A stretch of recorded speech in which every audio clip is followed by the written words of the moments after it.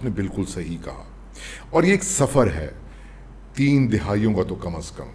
मुझे याद पड़ता है कि मंडल कमीशन जब सामने आया और उसने ये कहा कि रिजर्वेशन, जिसको वो क्या बोलते हैं, आकर्षण, वो होगा, और जो लोअर कास्ट हैं या दलित्स हैं या आदिवास हैं या वो लोग जो ब्राह्मण नहीं हैं, ऊंची जातों वाले नहीं हैं, डोमिनेटिंग क्लासेस से जिनका ताल्लुक नहीं है, उनको कोटे में हिस्सा मिलेगा।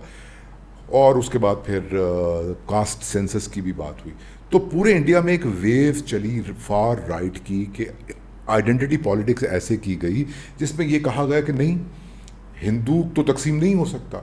तो वो पार्टी जो 91 में अकलियत में थी, और कभी ये पार्टी भाजपा जिसकी एक सीट हुआ करती थी और जिसकी पॉलिटिक्स शुरू से राम मंदिर के ऊपर है, उसी पार्टी ने इस वेव को कैश करवाया।